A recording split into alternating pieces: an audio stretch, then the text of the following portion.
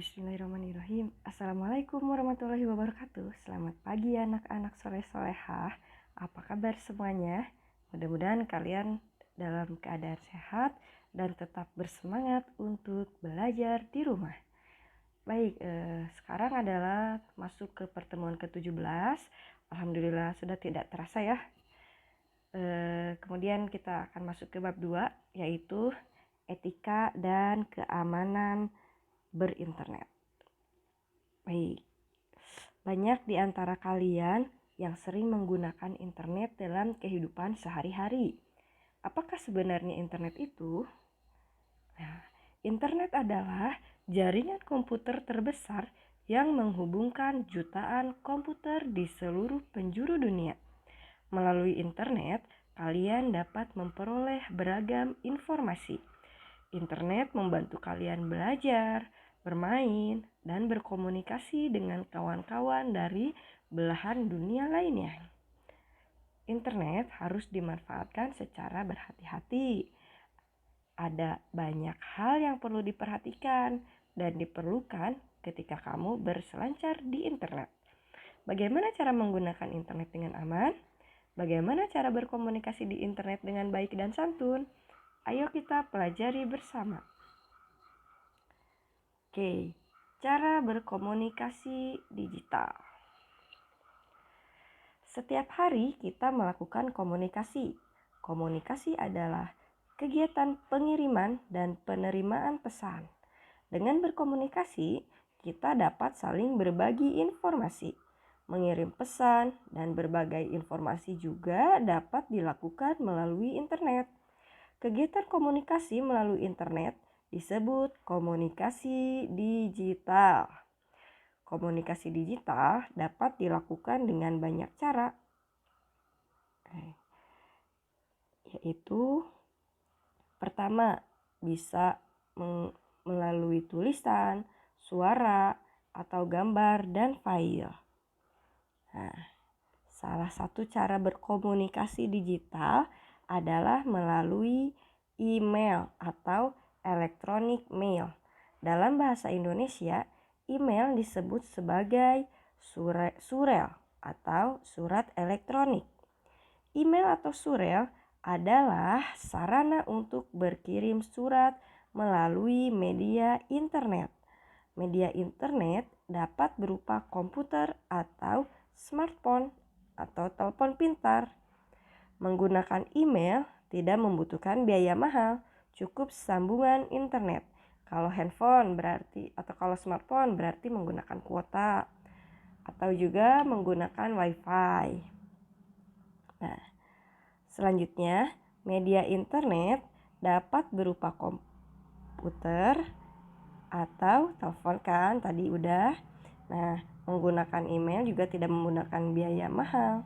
Berbeda ketika kamu mengirimkan surat melalui kantor pos.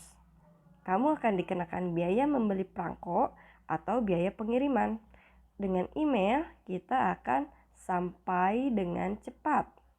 Surat kita akan sampai dengan cepat. Email membantumu terhubung dengan keluarga dan teman-teman. Alamat email. Ketika mengirim surat, kita harus menyertakan nama dan alamat penerima surat. Jika tidak, Pak Pos akan kesulitan menyampaikan suratmu. Demikian juga halnya dengan mengirimkan email. Ketika mengirimkan email, kamu harus menuliskan alamat email orang yang dituju. Nah, contoh alamat email ibu adalah raisaindahfardini@gmail.com. Nah, di situ tertulis Raisa Indah Fardini adalah sebagai pengguna email atau username. Jadi boleh menggunakan nama lengkap atau nama dengan menggunakan, kalau biasanya kalau namanya sudah banyak tertulis, namanya sudah banyak ada yang memakai, sudah tidak bisa lagi. Jadi alternatifnya yaitu menggunakan angka. Nah, sedangkan Gmail adalah penyedianya. Di sini Ibu menggunakan Google Mail. Ada juga penyedia lainnya adalah misalnya Yahoo Mail. Kemudian ada juga kalau zaman dulu ada Rocket Mail. Banyak ya. Cuman yang sudah familiar di kita adalah Gmail. Nah, email juga sifatnya pribadi seperti alamat rumah. Jadi kita harus hati-hati memberikan alamat email kita. Oke, selanjutnya di situ ada tampilan Gmail. Di situ ada to, subject, kemudian attach file, kemudian ada CC, BCC, kemudian ada send. Di situ ada keterangannya ada di halaman 44 di buku paket ya. Baik, selanjutnya adalah etika berkomunikasi digital. Pertama, hindari huruf kapital berlebihan. Karena ketika mengirimkan email, itu yang terkirim adalah tulisan. Maka ketika kita menuliskan huruf kapital berlebihan, seolah-olah itu adalah penekanan. Jadi hindari huruf kapital berlebihan. Kemudian yang kedua adalah kutip seperlunya. Maksudnya ketika ingin memberikan tanggapan terhadap poin atau yang penting-pentingnya, maka kutiplah bagian yang penting saja dan hapus bagian yang tidak diperlukan. Jadi menulis seperlunya saja. Selanjutnya adalah perlakuan terhadap pesan pribadi. Jika seseorang mengirim informasi secara pribadi, balaslah pesan tersebut secara pribadi pula dan tidak dalam grup. Jadi langsung dibalas ya. Kemudian berhati-hati terhadap hoax. Hoax adalah berita bohong yang bertujuan menipu orang.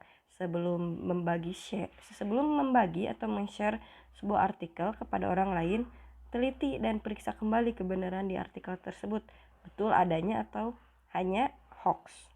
Kemudian yang kelima adalah gunakan bahasa yang baik dan benar. Bahasa yang digunakan dalam berkomunikasi digital juga perlu menggunakan bahasa yang baik dan benar.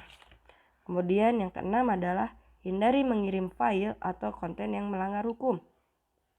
Sekarang kan ada UU ITE ya, makanya kita harus berhati-hati dalam mengirimkan email. Mau WhatsApp juga harus berhati-hati.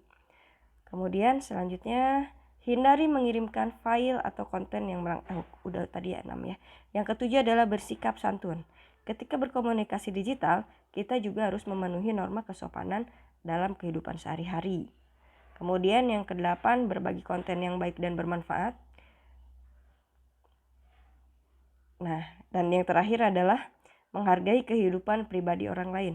Maksudnya, tidak semua orang ingin membagi kehidupan pribadinya di internet. Oleh karena itu, kita perlu menghormati kehidupan mereka. Yang terakhir adalah tugas. Tugasnya adalah sebutkan keterangan dari nomor 1 sampai nomor 5. Di situ ada, tadi Ibu udah sebutkan ya, ada di halaman 44 ya. Nah, kalau sudah dikerjakan di buku tulis, fotokan tugas kalian, kemudian kirimkan di alamat Google Form berikut ini. Nanti Ibu juga akan kirimkan alamat Google Formnya di WhatsApp group. Oke.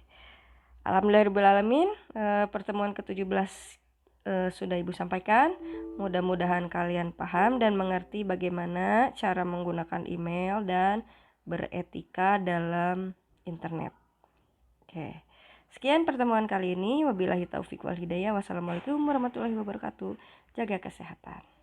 See you.